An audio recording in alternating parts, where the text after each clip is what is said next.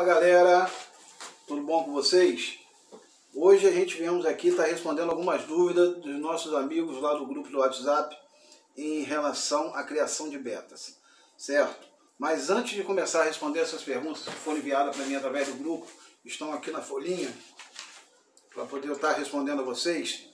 O que acontece? Eu vou pedir a vocês que curtem e compartilhem nossos vídeos. Acompanhem nossos vídeos até o final, certo? Para poder a gente ter visualização e tempo também no YouTube. Não adianta a gente estar aqui junto com vocês, né, durante esse tempão e toda a vida vocês só irem lá no grupo do WhatsApp, fazer as perguntas, obter a resposta e esquecer que a gente também precisa desse trabalho, dessa dedicação que a gente está tendo com vocês aqui. Que é correr atrás da resposta, correr atrás das pesquisas e estar repassando para vocês. Beleza? Vou fazer um convite para todos os criadores de beta já que gostam de participar de exposições. No dia 22/9 começaremos a segunda Expo Online Beta Campus RJ. Beleza? No dia 22 é o julgamento, no dia 25 sai o resultado. 22 julgamento, dia 25 de setembro sai o resultado.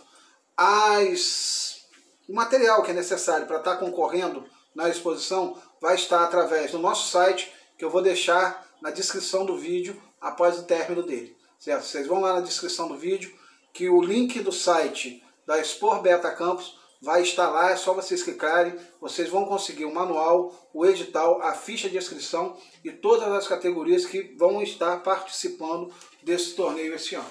Beleza? Espero que todos participem, né? E que sejam premiados com os betas que vocês têm.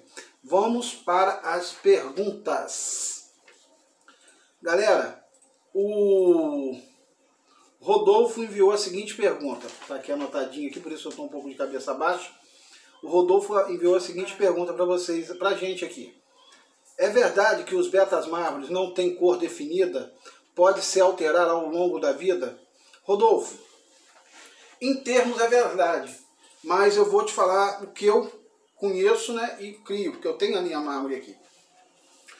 A linha mármore é a seguinte coisa, é um gênero que foi descoberto há alguns anos por um presidiário nos Estados Unidos, né? Isso aí, não sei se você sabe da história do mármore. Antigamente nos Estados Unidos os apenados tinham, né, projetos sociais lá dentro, e um dos projetos sociais era estudar a anatomia do peixe, né? E esse presidiário, que eu não me recordo o nome agora, já tem bastante tempo que eu li sobre isso, ele conseguiu identificar esse gene mármore de um peixe. Através desse gene mármore ele conseguiu fazer vários outros peixes, né, em cima deles aí, como principalmente a linha koi, que é originária dos mármores. Ele tem essa mutação, mas não é por toda a vida não. Chega um padrão no período, vamos botar assim, do nascimento aos 6 meses de vida. Ele estabelece uma cor padrão. Quando ele completar os 6 meses, no máximo, ele para de ter essa mutação. Deu para você compreender? Eu acho que ficou legal. Mas, mesmo assim, eu vou te recomendar um vídeo que a gente tem também no YouTube, que depois eu posso até colocar lá, em relação a betas mármores em julgamento, que explica um pouco da linhagem mármore. A gente tem esse vídeo também no canal aqui, no Campus Beta RJ, certo? É só você dar uma olhadinha lá, dar uma procurada que você acha e consegue se orientar bem em relação à linha mármore. Beleza? Vamos nós aqui. O Fabiano, do Rio de Janeiro. Como alimentar os alevinos do 1º aos 30 dias? Fabiano, é uma coisa também que eu já comentei algumas vezes, né, em vídeos que eu tenho aqui no canal. Né? Como que você deve alimentar os alevinos do 1º aos 30 dias? Você tem que estar oferecendo. A primeira coisa, são os paramestres que ficam contidos ali na água. Eu recomendo a vocês para não adicionar, né, água verde, essas coisas assim aonde você está tirando a reprodução, que você coloque uma planta ali uns 3 dias antes de você fazer a reprodução, que a própria planta vai gerar os infusórios que você precisa para estar alimentando os alevinos pós eles se alimentarem do saco vitalino. Certo? Porque ele já nasce com um saquinho vitalino ali, ele primeiro vai se alimentar durante os 2, 3 dias, logo depois ele começa a catar os paramécias e os infusórios que ali estão na água. Passou os 5 dias de vida, até o 10º ou 15º dia, você só deve alimentar com as artêmias salinas. Se você não tiver artêmia salina, a gente tem outros meios alternativos, que seriam as canoas, mas é um pouco perigoso de você conseguir essas canoas, né? E a quantidade de alevinos que você tem ali naquele momento, não comer aquelas larvas todas que vão eclodir, além de ser mais trabalhoso um pouco. A gente deixa as larvas de mosquito mais para os peixes juvenis, né, com o passar do tempo. Certo? Basicamente, o que você vai precisar aí, até o 10º dia de vida, uma coisa bem útil para você. Eu não utilizo, mas sei que é muito utilizado e é funcional também. Seria os microvermes. Você utilizando artêmia, vamos contar comigo. Primeiros 2 dias, eles vão se alimentar dos infusórios, né? Do 1º ao 5º dia. Infusório e paramécia que tiver ali na água. Beleza? Beleza. Até o 5º dia. Daqui para frente, você faça uma variação de alimento, tal qual as artêmias salinas ou os microvermes. Existe também o microverme do vinagre, que também é muito utilizado e pouco difundido, certo? Corre atrás dessas culturas aí, ou o microverme da aveia, ou o microverme do vinagre, que você vai conseguir levar uma ninhada à fase adulta. Beleza? Essa é a pergunta do Fabiano. Beleza. Vamos à pergunta do Jonathan, que é a pergunta número 3. O Jonathan pergunta a seguinte coisa aqui. O Jonathan tem até outras perguntas aqui também. O Jonathan pergunta qual é a finalidade do patê. Jonathan, o patê tem várias finalidades na criação. Uma das principais finalidades é você estar acrescentando mais vitamina na alimentação do animal. Após os 15, 20 dias de vida, dependendo da temperatura e do desenvolvimento desse alevino, você já começa a oferecer o patê. Eu tenho receitas de patê aqui no meu canal também. Você pode correr lá e dar uma olhadinha, né? Patês para betas, tá bem explicado, bem raciocinado. Além de ter os conteúdos que eu coloco no patê ali mostrando a vocês, existe também a possibilidade de você estar acrescentando o que você tem em mãos. Ah, Alex, eu tenho aqui espirulina. Você pode acrescentar espirulina no patê. Ah, Alex, eu tenho camarão aqui. Você pode estar colocando também o camarão no patê. Ah, Alex, eu consigo peixe. Você pode colocar o peixe. Quer dizer, o patê te dá essa oportunidade de você estar dando uma alimentação rica em nutrientes e variadas ao seu animal. Entendeu? Isso aí serve para você e serve para outras pessoas, além de facilitar a digestão desse animal. O principal, né, que a gente tem que focar depois de um tempo é na ração. Mas se você puder periodicamente estar oferecendo patê, 1000 maravilhas. Porque você pode até acrescentar vitaminas humanas, né, que você toma, eu tomo. Você pode botar lá 2, 3 gotinhas no patê, que essas vitaminas também vão fazer bem ao peixe que você está ali criando. Beleza? E além de ser um produto de fácil digestão. Isso já foi comprovado através de pesquisas que eu já andei dando uma vasculhada aí na internet. Tem vários assuntos, né, falando sobre isso, que o patê é bom por ele ser uma coisa já úmida e facilita a digestão também do peixe. A ração é legal, mas tem pessoas que dão a ração de forma até errada. O recomendado da ração é o quê? Você umedecer um pouco ela antes de estar servindo para o peixe. Mas nem todo mundo faz. É onde que gera até alguns problemas no animal. O animal engole aquela ração seca, aquilo incha no estômago do animal, né? E provoca endopecia, provoca doenças na bexiga natatória do animal e outras coisas que prejudicam também a saúde. Mas o recomendado é a ração, porque a ração, vários estudantes, vários professores estudam, fazem as técnicas corretas para acrescentarem as vitaminas necessárias nessa ração e estar fornecendo peixe. Não é para você parar de dar ração, é simplesmente vocês usarem a ração de uma forma mais correta. Umedeça um pouco a ração antes de estar servindo para o peixe. É uma forma de você estar facilitando a digestão desse animal. Beleza? Essa foi a pergunta do Jonathan. Agora vamos para a pergunta do Rodrigo. O Rodrigo pergunta a seguinte coisa aqui: como fazer os alevinos crescerem rápido? e sem muita diferença de tamanho, pois tenho alevinos de 2 centímetros e alguns da mesma ninhada ainda não tem um. O que acontece? Para você ter uma ninhada proporcional, todas elas do mesmo tamanho, é um pouco difícil, que você vai precisar de muito espaço. O recomendado é o que? Isso em grandes piscicultores. É você ir separando esses alevinos que se desenvolvem mais. Todo mundo passa por isso, é normal esse fator. Esses alevinos são chamados alevino precoce. São alevinos que provavelmente serão boas matrizes no futuro, pela genética que ele carrega, através do desenvolvimento rápido. São animais que ali na ninhada se destacaram no crescimento porque eles são mais ágeis, eles se alimentam melhor, têm a facilidade de natação melhor. São peixes que você já deve separar para estar fazendo eles futuras matrizes. Deu para você entender o que é feito nas grandes pisciculturas? Quando os peixes se desenvolvem mais, existe uma rede que eles utilizam, que é por micragem, por tamanho. Vamos botar assim, o peixe com 1 mês, eles vão dentro do tanque e passa aquela rede. Todo peixe que tiver com 2 micras de tamanho, uma suposição, vai ficar naquela rede. Os que não ficarem, continuam dentro daquele tanque. Eles vão dando tombo. Vamos botar, tem 6 tanques, eles vão dando tombo de mês a mês. Passa no primeiro, segundo, terceiro, quarto, quinto e sexto tanque. Até completar os 4 ou 5 meses de vida. Desculpa. Isso é só para vocês entenderem, certo? Qual é o procedimento que deve ser feito. Como a gente está falando de pequenos espaços, né, o Rodrigo, o que você tem de fazer é separar esses peixes em um outro aquário, em uma outra bacia, para dar oportunidade dos irmãos dele estar se alimentando da mesma forma que ele.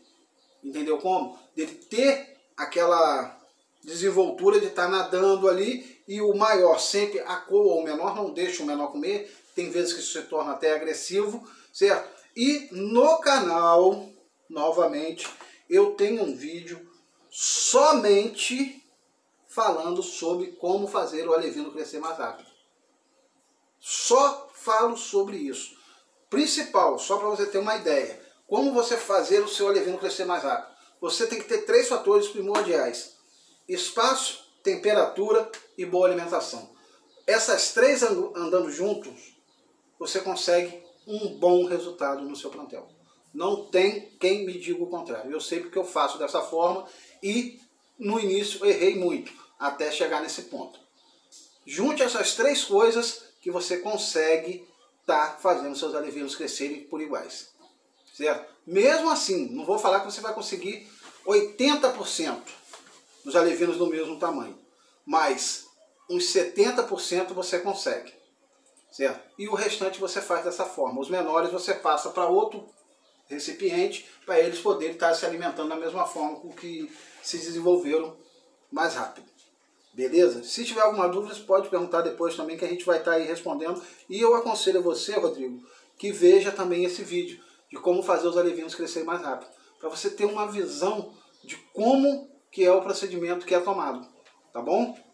Mas o que eu expliquei aqui, com certeza você já vai assimilar e vai conseguir estar fazendo aí no seu plantel.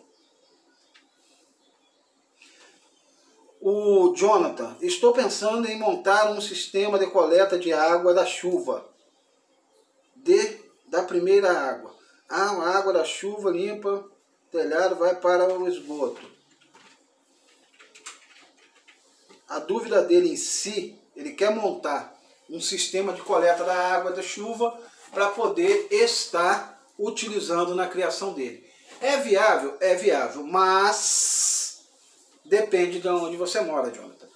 Se recomenda que nas grandes cidades essas águas de chuva não sejam reaproveitadas para a criação de peixes. Por causa de quê? Por causa dos metais pesados que se tem dentro dessa água.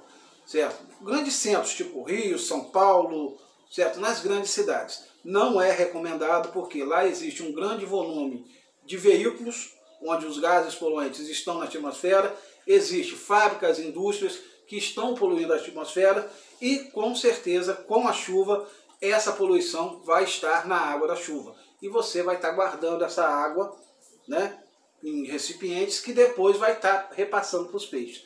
Não é recomendado para a pessoa que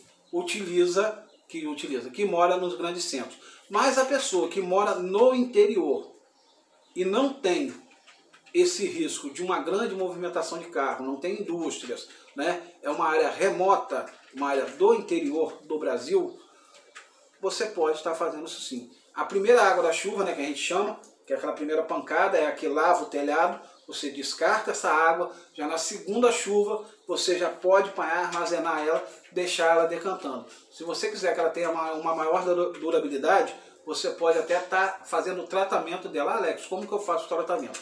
O mais utilizado para o tratamento de água é a colocação de cloro. Certo? Você ali colocando cloro, você vai matar muitas bactérias e vermes que estão ali presentes naquela água, porque ela passou no telhado, mas mesmo assim o telhado continua sujo e vai lá dentro.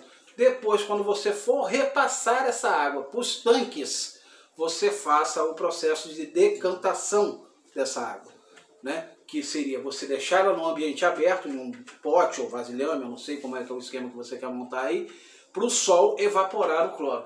Depois de 2, 3 dias você utiliza essa água sem problema nenhum. Beleza, Jonathan? Eu acho que deu para te ajudar um pouco. Vamos aqui. Isso aqui é da amiga da Laísa. Não está com o nome aqui. Dá uma pausazinha no vídeo para poder ler umas perguntas aqui melhores. Mas eu já vou voltar à pergunta da amiga da Laísa. O que acontece? Ela perguntou se poderia, né, deixar as beteiras dela no sol, né, ainda mais com do frio que está fazendo. Não é recomendado. Por que não é recomendado deixar as beteiras no sol? Pela quantidade de água. A quantidade de água é pouca, essa água vai esquentar muito rápido e o frio que está fazendo vai esfriar muito rápido. O choque térmico vai trazer malefícios para esse animal.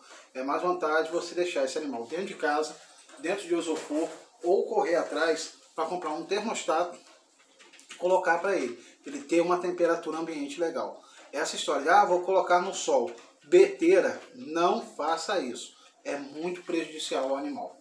Entendeu? Quando a gente já fala em tanques ou lagos, já é melhor deixar no sol. Por causa de quê? Porque a quantidade, o volume de água demora mais a esquentar e o peixe vai se climatizar naquela temperatura, pelo tempo que ela vai aumentar, no caso, esquentar, e pelo tempo que vai demorar a esfriar.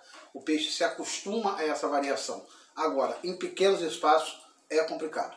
Não é recomendado se colocar pequenos vasilhames com peixes no sol, para evitar o chamado choque térmico. Beleza? Beleza. Essa pergunta foi da amiga da Laísa. Tem mais 3 perguntas aqui que não tem o nome, porque eu não consegui achar o nome das pessoas lá no grupo. Eu até pedi, mas infelizmente não deu tempo do pessoal estar enviando os nomes. Mas as perguntas estão aqui. A pergunta é a seguinte: como variar a alimentação dos betas? Poderia dar dicas? Deve ter sido uma menina lá do Rio que fez essa pergunta. Posso dar dica sim.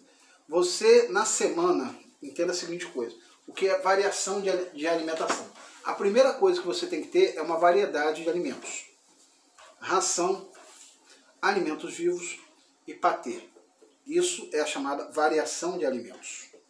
Você tendo ração, alimentos vivos e o patê, você consegue fazer o controle da alimentação, fornecendo novos nutrientes a cada dia para o animal. Alex, mas quantas e quantas vezes eu posso oferecer alimento vivo para o peixe? No máximo 2 vezes na semana, está de excelente tamanho. Alex, quantas vezes eu ofereço o patê? 2 vezes na semana. E o restante você complementa com a ração. Certo? 2 vezes alimentos vivos, 2 vezes patê na semana e o restante da semana você leva ele na ração. E repete essa variação com o decorrer dos dias. Certo? Se você parar e raciocinar, 2 dias de patê, 2 dias de ração, 2 dias de alimentos vivos. Vai dar 6 dias. Quando você voltar no primeiro, deu o 7º dia. Quer dizer, você vai ter a possibilidade de aumentar, né, a nutrição desse animal com o decorrer desses 7 dias, variando com somente essas 3 coisas. Beleza? Segue essa regrinha, que é o que eu faço aqui. De 2 em 2 dias eu dou alimentação diferente, que no caso entra ou patê, ou a ração, ou o alimento vivo. Essas 3 coisinhas é o básico que você precisa aí para manter seu animal saudável e forte. Uma outra pergunta que está aqui: um aquário plantado ou rico em vegetais traz vantagens para qualquer peixe? Realmente é verdade. Eu acho que essa pergunta foi do Rodrigo ou do Rodolfo, é de um dos dois. Eu lembro de ter visto essa postagem no grupo.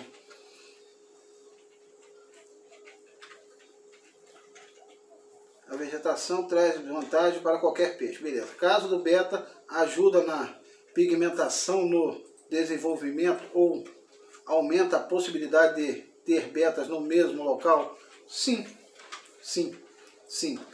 Essa semana teve uma pessoa no grupo que me perguntou qual era a variedade de betas que ela podia colocar junto em um aquário. Você pode ter um aquário com vários betas dentro? Pode. Pode. 2 ou 3 machos? Pode. Pode sim. Mas com pouco tempo eles vão criar território. Esse aquário tem que ser um aquário bem grande e vai gerar briga lá dentro. A primeira regrinha que você tem que seguir para conseguir manter 2 machos juntos é a seguinte: você procurar um produtor de confiança. Esses peixes você teria que ir na casa desse produtor, retirar os peixes do tanque e levar para o seu aquário. Esses peixes não podem ser separados. Desde o momento, com 1 hora e meia, que você retira o beta do tanque, engarrafa eles ou ensaca, você não volta mais ele para o tanque. Porque ele se torna agressivo, ele se torna territorialista. Ele se torna dono daquele pedaço. Agora, um aquário plantado, com troncos, com ocas, certo? Facilita a manutenção, certo? Você vai ter menos trabalho em relação à amônia e você vai conseguir manter esse beta mais saudável durante um bom tempo, certo? Principalmente se for um aquário grande. Não vamos apanhar um aquário de 5 litros e não, meu aquário é de 5, 10 litros, eu vou plantar e vou conseguir manter 2 betas lá dentro. Não faça isso. No mínimo, aquário de 50 a 100 litros.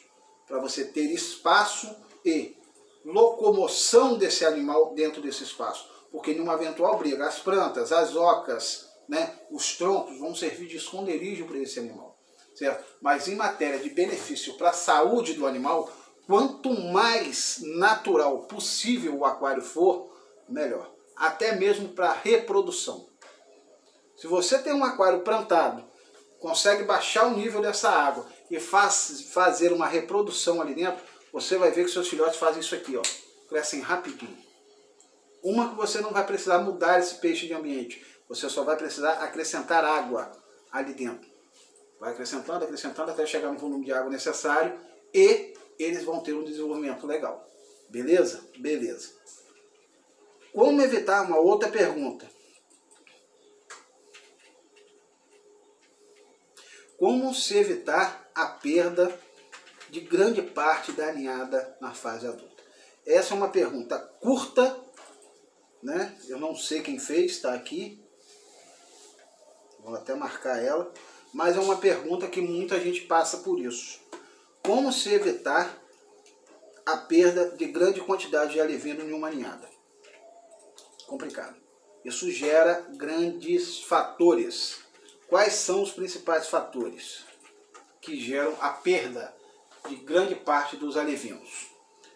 1, temperatura. 2, qualidade da água.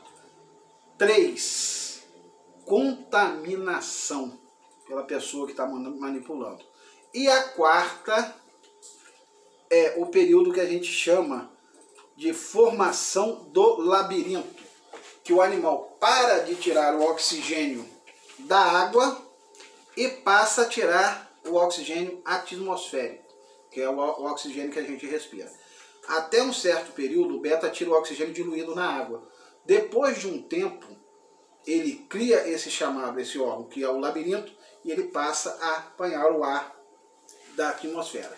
Se você mantém um animal em um ambiente insalubre, que não tem uma qualidade de temperatura, aqui está quente, o local que ele está, mas a atmosfera onde ele está fria.